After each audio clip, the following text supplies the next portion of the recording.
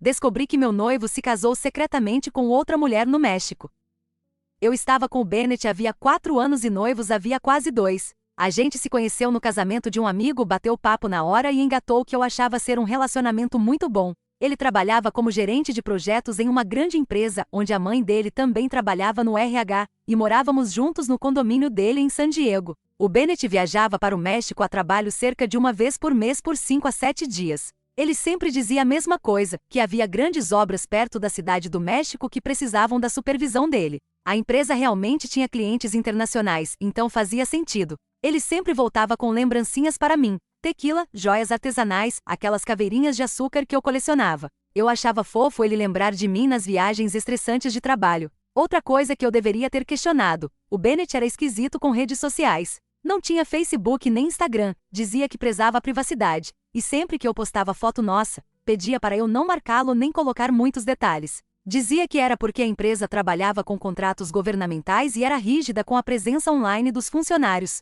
De novo, plausível bastante para eu não questionar. A verdade começou a se desfazer depois que ficamos noivos. A mãe do Bennett organizou uma grande festa de noivado para nós na primavera passada. Ela convidou um monte de gente da empresa, amigos que eu nunca tinha visto e alguns primos do Bennett que moravam a algumas horas dali. Durante a festa, ouvi 2 colegas dele conversando sobre as viagens do Bennett. Quando perceberam que eu estava perto, mudaram de assunto imediatamente. Mais tarde, o primo dele, Brad, ficou bêbado e veio falar comigo enquanto o Bennett socializava. O Brad ficou soltando umas coisas estranhas tipo: então você é a namorada americana? E o Bennett sempre gostou de manter as opções em aberto. Quando perguntei que inferno ele queria dizer com aquilo, ele riu e falou: nada, nada. Piada de família. Contei para o Bennett depois, e ele ficou super na defensiva, dizendo que o Brad era alcoólatra e vivia arrumando confusão. Depois daquela festa, comecei a prestar mais atenção. Notei que o Bennett sempre levava a mesma bolsa de viagem de couro nas idas ao México, e era estranhamente protetor com ela. Ele mesmo a desfazia, colocava tudo para lavar na hora, e percebi que eu nunca tinha visto o que havia naquela bolsa. Uma vez brinquei perguntando se ele estava contrabandeando drogas, e ele ficou genuinamente zangado, dizendo que eu não confiava nele. Quando Bennett saiu para a próxima viagem de trabalho, fiz algo de que não me orgulho, mas graças a Deus fiz. Revirei nosso apartamento. Eu nem sabia exatamente o que procurava, mas algo parecia errado. Na escrivaninha do escritório dele, enterrado sob garantias e contas antigas, encontrei um segundo carregador de celular, mas não de iPhone. Era de Samsung. O Bennett não tinha Samsung. Também encontrei alguns comprovantes de um banco mexicano e uma tira de fotos daquelas cabines, toda amassada bem no fundo da gaveta. A tira mostrava o Bennett com o braço em volta de uma mulher latina bonita. Eles faziam caretas, se beijavam, parecendo exatamente um casal feliz. Continuei procurando e achei um envelope com recibo de uma aliança que não era minha. O recibo estava em espanhol, de uma joalheria na cidade do México, datado de cerca de 2 anos depois que começamos a namorar, 1 ano antes de ele me pedir em casamento. Fotografei tudo no meu celular e depois coloquei tudo de volta exatamente como encontrei. Pensei em confrontá-lo quando voltasse, mas algo me disse para esperar e conseguir mais informações. Se ele vinha levando uma vida dupla há anos, eu precisava entender a extensão total antes de explodir tudo. Quando Bennett voltou daquela viagem, fingi completa normalidade, observando cada movimento dele em segredo. Ele me trouxe uma linda tigela de cerâmica pintada à mão, me beijou como se estivesse tudo bem e contou sobre as reuniões exaustivas. Eu sorria e assentia enquanto gritava por dentro. Na manhã seguinte, ele deixou o iPad no balcão da cozinha enquanto tomava banho. Ele nunca tinha me dado a senha, mas eu já o tinha visto digitar vezes suficientes para descobrir. Abri, e foi quando descobri tudo. O Bennett tinha uma conta totalmente separada que eu nunca tinha visto. O nome nela era Bennett Alvarez. Ele tinha acrescentado um segundo sobrenome que eu nem sabia que ele tinha. Havia mensagens entre ele e alguém chamada Gabriela. Centenas delas com cartas de amor, fotos e planos. Foi aí que descobri que a Gabriela não era namorada ou amante. Ela era a esposa dele, esposa legal de verdade. Eles se casaram na cidade do México 3 anos atrás, quando ele já estava noivo de mim. Pior ainda, nas mensagens para ela ele explicava minha existência dizendo que eu era a irmã dele com transtornos mentais, que não conseguia viver de forma independente, então ele precisava cuidar de mim parte do tempo nos Estados Unidos. Disse a ela que eu era instável, delirante e às vezes confundia nosso relacionamento. Por isso ele não podia trazê-la para os Estados Unidos ainda, porque eu poderia ter um episódio. Os textos mostravam que ele planejava trazê-la para os Estados Unidos assim que conseguissem o visto. Eles tinham todo um cronograma. Enquanto isso, ele adiava nossa data de casamento, alegando que queria economizar mais ou esperar uma promoção. Mas o que me quebrou, a Gabriela estava grávida de 7 meses de um filho dele. Havia fotos de ultrassom nas mensagens. Eles tentavam havia mais de um ano, e a data prevista era em 2 meses. Ele vinha montando um quarto de bebê no apartamento deles na cidade do México enquanto, simultaneamente, planejavam um casamento comigo. O iPad apitou com uma nova notificação do WhatsApp e, sem pensar, eu toquei. Abriu a conversa com a Gabriela, onde ela tinha acabado de mandar um vídeo da barriga grávida se mexendo com os chutes do bebê. A mensagem dizia: "Sua filha está dançando esta manhã. Sentimos tanto a sua falta, meu amor. Só 8 semanas até você conhecê-la. Te amo." Tirei prints de tudo: os textos, as mensagens do WhatsApp, as fotos, os ultrassons, a certidão de casamento que ele tinha escaneado e salvo. Mandei tudo por e-mail para mim mesma, fiz backup na nuvem e coloquei o iPad de volta exatamente onde estava. Eu precisava de tempo para processar e planejar o próximo passo. Não era só traição. Era uma vida dupla calculada de anos, com uma esposa grávida e planos que não me incluíam, exceto como história de cobertura. E ele tinha me pintado como doente mental para justificar a minha existência. Liguei no trabalho e faltei doente nos próximos 2 dias, enquanto o Bennett estava no escritório, dizendo que eu estava com virose. Na verdade, eu pesquisava tudo o que podia sobre a vida do Bennett no México, leis de casamento mexicanas e o que diabos eu faria. Foi quando encontrei o Instagram da Gabriela. Não era privado. Havia centenas de fotos dela e do Bennett juntos, em festas de família, em viagens, no casamento.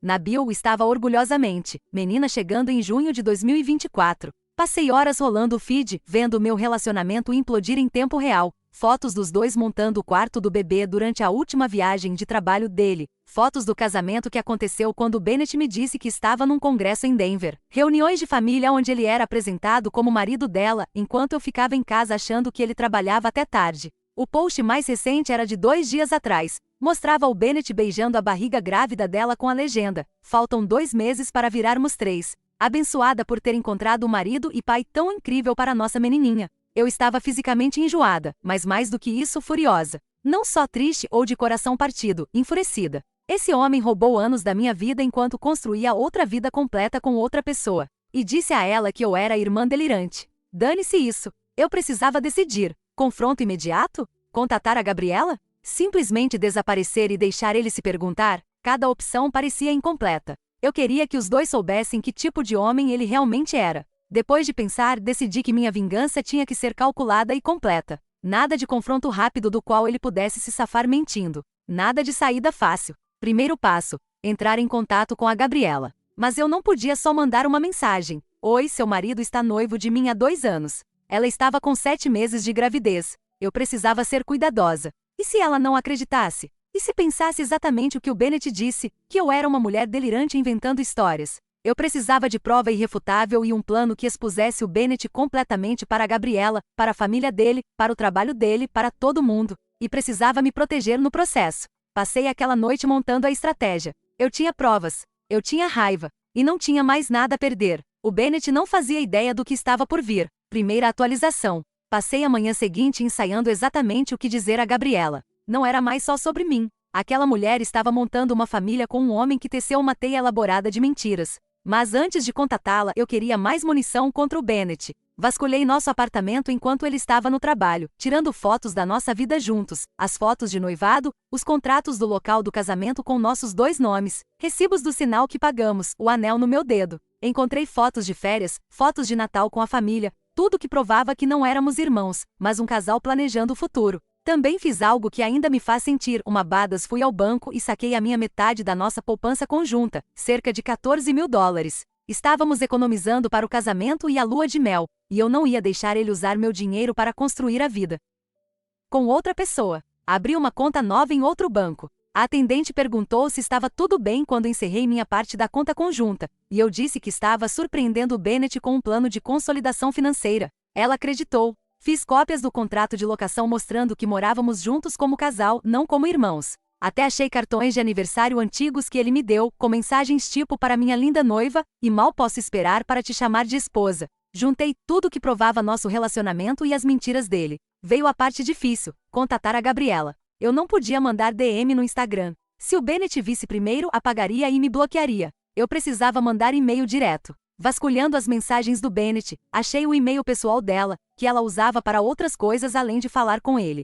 Criei uma conta de e-mail só para isso e redigi uma mensagem. Eu não queria soar como a outra com raiva nem parecer delirante, exatamente o que ele disse que eu era. Escrevi algo simples: Gabriela, tenho informações importantes sobre o Bennett que você precisa ver. Vai ser difícil, mas você merece a verdade. Anexei só 3 coisas para começar: uma foto recente minha e do Bennett juntos na festa de fim de ano da empresa, 4 meses atrás, uma cópia do nosso contrato de locação e uma foto do meu anel de noivado com a data em que ficamos noivos. Dei meu número e disse que tinha mais provas se ela quisesse ver, mas entenderia se precisasse de tempo. Depois de conferir tudo 3 vezes, enviei às 11h43 de uma quarta-feira. Esperei. Achei que levaria dias, talvez semanas. Imaginei que ela pensaria que era trote, ou Bennett interceptaria. Mas às 14h17, meu celular tocou com um número internacional. Quase derrubei o telefone tentando atender. Era a Gabriela. Ela falou rápido em espanhol, depois mudou para inglês quando percebeu que eu não entendia.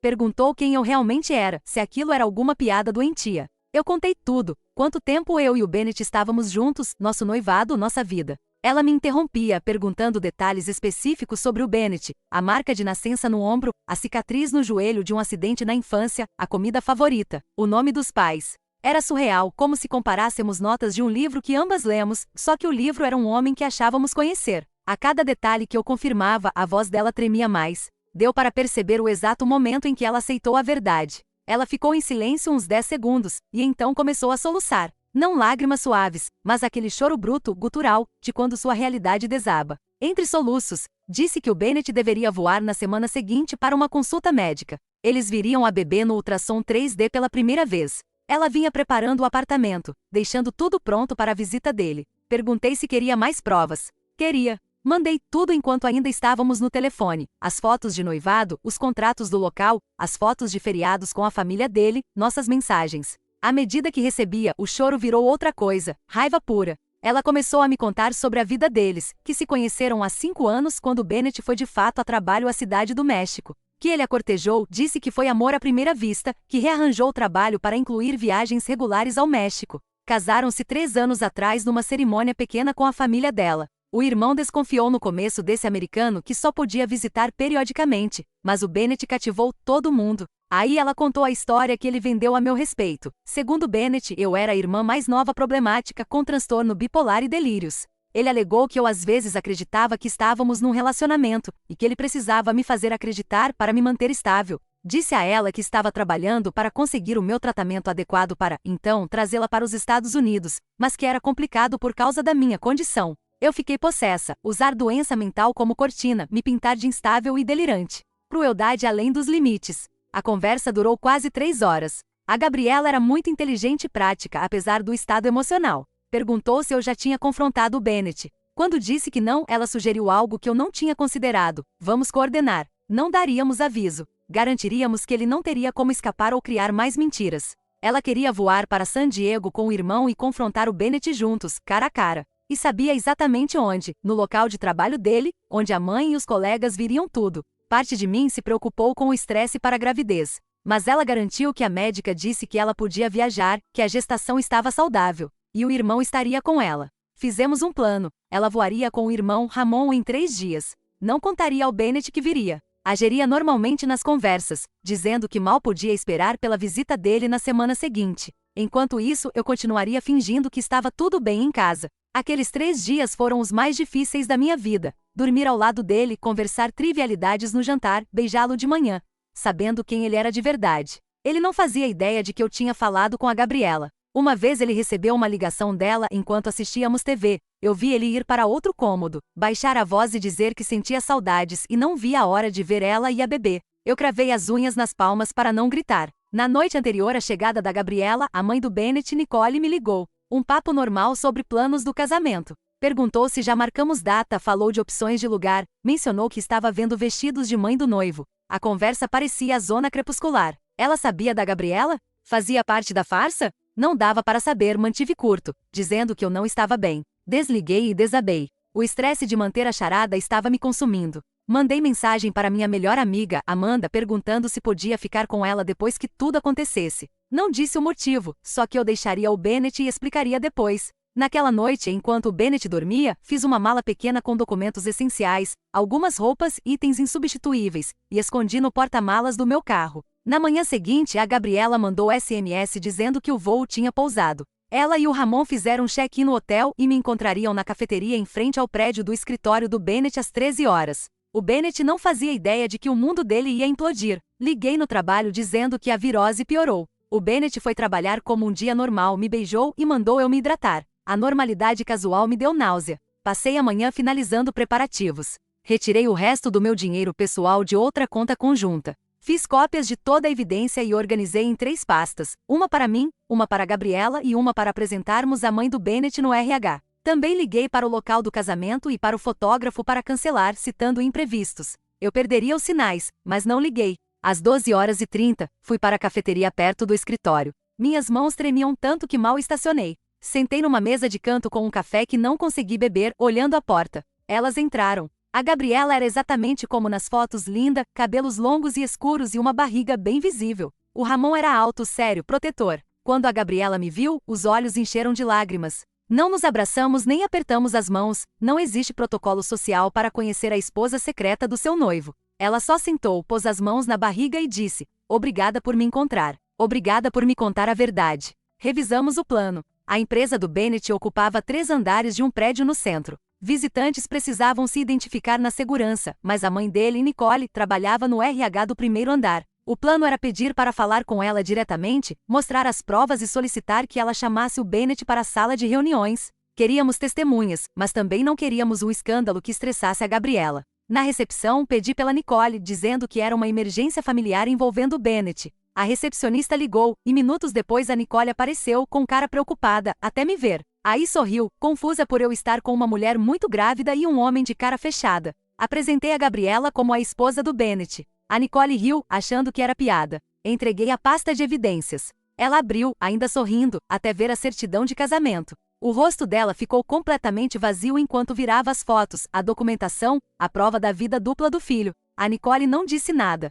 Pegou o telefone da recepção e pediu para enviarem o Bennett imediatamente para a sala de reuniões A. Depois nos conduziu por um corredor. Sentamos em silêncio na sala. A Nicole parecia ter envelhecido 10 anos em 10 minutos. Ela ficava olhando para a barriga da Gabriela, depois para mim, depois para os documentos. Finalmente a porta abriu e o Bennett entrou com expressão confusa. Ele me viu primeiro, depois a Nicole, e o semblante mudou para preocupação. Aí os olhos pousaram na Gabriela e no Ramon, e o rosto dele simplesmente colapsou. Não há outra descrição. Todo o sangue sumiu do rosto e por um segundo, achei que desmaiaria. "O que está acontecendo?" sussurrou, mas estava claro que ele sabia exatamente. As 2 vidas dele tinham colidido da forma mais espetacular possível. Foi quando Ramon se levantou, apontou para o Bennett e disse algo firme em espanhol que eu não entendi. O Bennett recuou para a parede, balançando a cabeça, procurando desesperado um aliado em cada rosto, e não encontrando. "Você me disse que ela era sua irmã doente mental", disse a Gabriela. "Você montou um quarto para nossa filha enquanto planejava um casamento com ela." O Bennett começou a gaguejar sobre mal entendidos, situações complicadas que podia explicar tudo, mas não existe explicação que justifique o que ele fez. Levantei devagar, tirei o anel de noivado e o coloquei sobre a mesa, empurrando até ele. "Acho que sua esposa vai querer saber porque você está noivo da sua irmã, há 2 anos", eu disse. A Nicole não tinha falado até então. Ela olhou para o filho e fez uma pergunta. "Por quê?" Uma palavra com tanta dor e confusão. O Bennett começou a chorar, dizendo que amava as 2, que se enrolou em algo que não conseguia controlar, que nunca quis magoar ninguém. Cada desculpa me deixava mais zangada. Ele ainda tentava manipular para virar vítima. Aí a Gabriela se levantou, colocou as mãos sobre a barriga e disse ao Bennett exatamente o que achava dele, no espanhol rápido que não precisava de tradução. O irmão ficou entre os 2 quando o Bennett tentou se aproximar. A segurança chegou, aparentemente as vozes altas chamaram a atenção. A Nicole, em choque, explicou que era um assunto de família, precisando de privacidade. Mas era tarde. Pessoas se juntaram do lado de fora do vidro. Enquanto Bennett seguia com desculpas, notei o CEO da empresa olhando de fora, com expressão escurecendo conforme entendia. Quando a segurança pediu para sairmos, fiz um último movimento, virei para Nicole e entreguei a 3ª pasta, cópias de tudo para o RH. "Seu filho cometeu fraude matrimonial", eu disse. E achei que o empregador deveria saber que tipo de pessoa está confiando negócios da empresa. Fomos escoltados para fora, não sem antes ver os colegas do Bennett observando, sussurrando, digerindo o espetáculo de um homem entre a noiva e a esposa grávida. No estacionamento, a Gabriela segurou meu braço. O rosto dela estava cheio de lágrimas, mas determinado. "Isso não acabou", disse. "Havia implicações legais no que o Bennett fez conosco." O Ramon, que estava calado, finalmente falou em inglês cuidadoso. Ele era advogado na cidade do México. O que o Bennett fez não era só moralmente abominável, era potencialmente crime. Bigamia é ilegal nos dois países. Enquanto processávamos, meu celular vibrou com SMS do Bennett. Por favor, me deixa explicar. Nunca quis ferir ninguém. Amo vocês duas. Por favor. Mostrei a Gabriela. Ela riu amargo e mostrou o dela. Mensagem praticamente idêntica. Até ali, ele tentava jogar dos dois lados. Segunda atualização. Depois do confronto, fomos para a cafeteria em frente ao prédio. Tremíamos de adrenalina, raiva e insanidade do momento. O barista nos olhava, provavelmente porque a Gabriela chorava enquanto digitava furiosa no celular. O Ramon falava espanhol acelerado ao telefone. Eu soltava risadinhas ocas de vez em quando. Devíamos parecer surtados. Meu celular não parava. O Bennett já tinha mandado 23 mensagens em 30 minutos. Variavam do desesperado, por favor, fala comigo, ao manipulador, isso não é justo, você não me deixa explicar, ao ameaçador, você não faz ideia do que fez com minha carreira.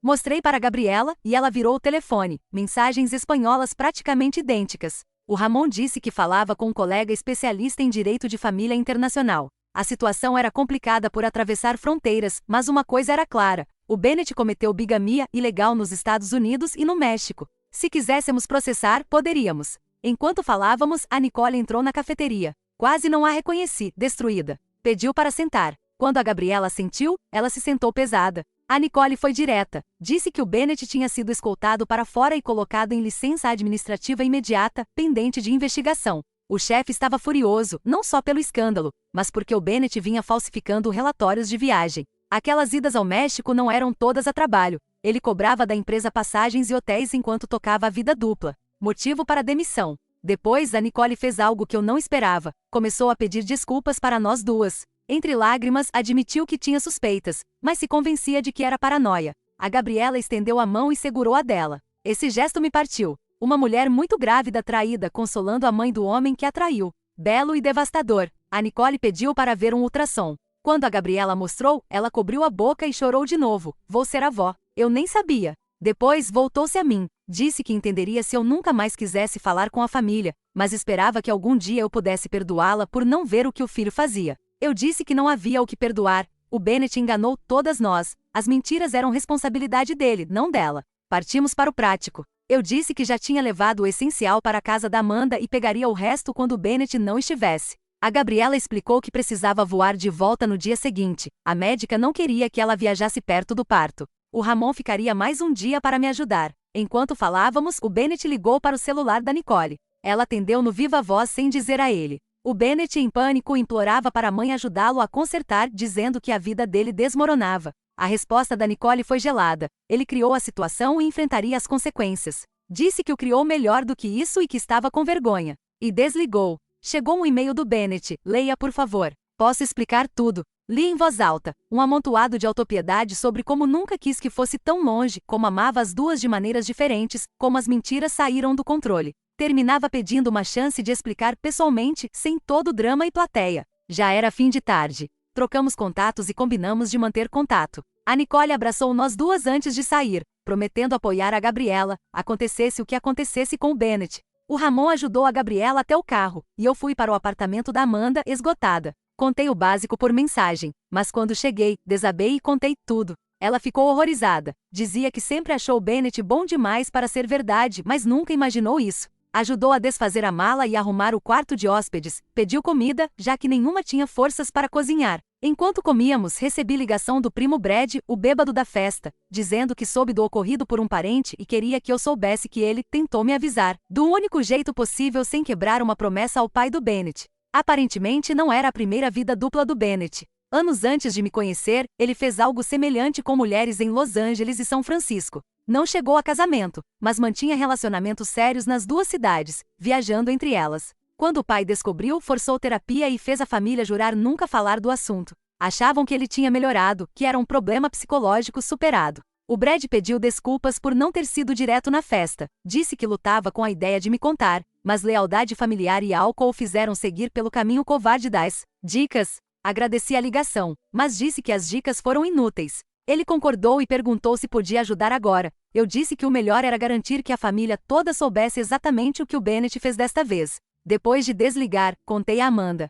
Ficamos até tarde vasculhando redes em busca de outras mulheres para alertar, mas não achamos nada óbvio. Perto da meia-noite recebi SMS de número desconhecido. Era o pai do Bennett, Ralph. Mensagem curta e clara. O Bennett estava na casa deles em estado, e o Ralph queria falar comigo. A Amanda disse na hora para eu não ir sozinha, se é que deveria ir. Concordei e respondi que não tinha nada a dizer a ele ou ao Bennett, mas se ele quisesse falar, poderíamos nos encontrar em público no dia seguinte. O Ralph respondeu quase instantaneamente, dizendo que entendia minha cautela, mas queria acertar as coisas no que pudesse. Sugeriu café de manhã e prometeu que o Bennett não estaria lá. Eu aceitei, parcialmente por curiosidade sobre o que acertar significava. O Ralph já estava na cafeteria quando cheguei. Foi direto, pediu desculpas pelas ações do filho e disse que a família estava arrasada. Então deslizou um cheque pela mesa. Olhei, $50.000. Fiquei sem acreditar. Ele explicou que sabia que dinheiro não consertaria, mas queria cobrir os sinais perdidos do casamento e compensar o sofrimento emocional, palavras dele, como se fosse acordo judicial.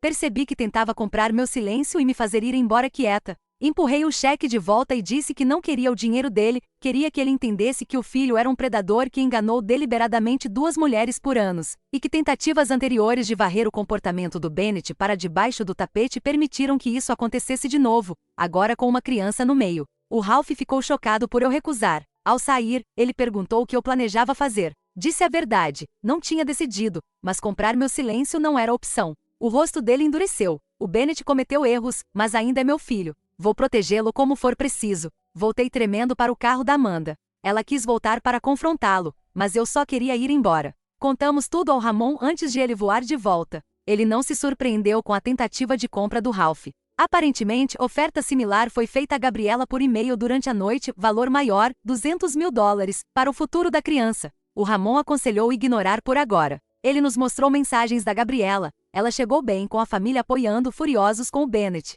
A médica a examinou, apesar do estresse, mãe e bebê estavam bem. Ela planejava pedir o divórcio o quanto antes. À tarde, criei coragem e voltei ao apartamento para buscar mais coisas. A Amanda foi comigo. Escolhemos um horário em que eu sabia que o Bennett estaria na casa dos pais, com base em mensagens da Nicole. O apartamento estava um caos. O Bennett claramente esteve lá e surtou. Pratos quebrados, roupas pelo quarto, garrafas de bebida vazias. Juntei rapidamente mais pertences, focando em itens sentimentais e documentos financeiros insubstituíveis. Ao pegar minha caixa de joias, encontrei algo que me gelou. Escondida sob colares, uma pequena bolsinha de veludo com um anel que eu nunca tinha visto. Não era meu estilo, ostensivo, espalhafatoso. Dentro, um papel com logotipo de joalheria e uma data, daqui a 3 meses. Outro anel de noivado. Mostrei a Amanda, que disse para avaliarmos e usarmos o dinheiro para meu recomeço. Hesitei, sem querer descer ao nível do Bennett, mas a Amanda argumentou que ele me devia ao menos isso. Resolvi segurar até falar com o advogado indicado pelo Ramon.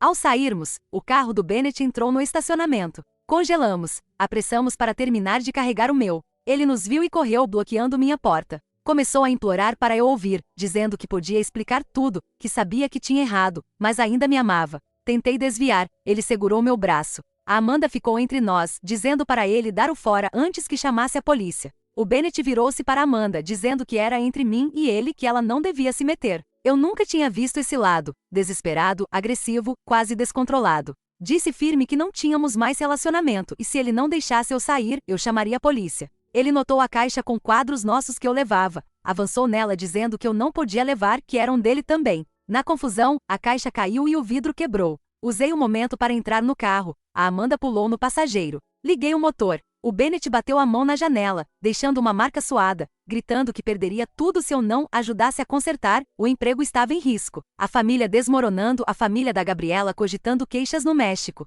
Baixei a janela só o suficiente para dizer que ele devia ter pensado nisso antes de viver uma vida dupla por 4 anos. Dei ré, ele saiu do caminho. Saímos com ele gritando no estacionamento. À noite, enviei mensagem para a Gabriela. Ela mandou uma foto cercada pela família, exausta, mas amparada. Disse que o Bennett ligava sem parar para a casa dos pais dela até bloquearem um número. Agora ele mandava e-mails de hora em hora, alternando entre desculpas, justificativas e súplicas para fazer parte da vida da filha. A Gabriela disse que o advogado já trabalhava no divórcio e aconselhou documentar todo o contato. Também mencionou que o Ramon e o meu advogado queriam coordenar respostas para o Bennett não manipular nenhuma de nós. Enquanto trocávamos mensagens, o Bennett descobriu que eu estava na casa da Amanda. Apareceu no prédio perto da meia-noite, apertando todos os interfones até alguém deixar entrar. Socou a porta da Amanda, acordando a gente e vizinhos. A segurança do prédio o retirou com aviso. Chamariam a polícia na próxima. Ele não parou. Ficou no carro no estacionamento a noite toda, mandando mensagens dizendo que só queria conversar, que não sairia até eu ouvi-lo, que podia explicar tudo se eu desse 5 minutos.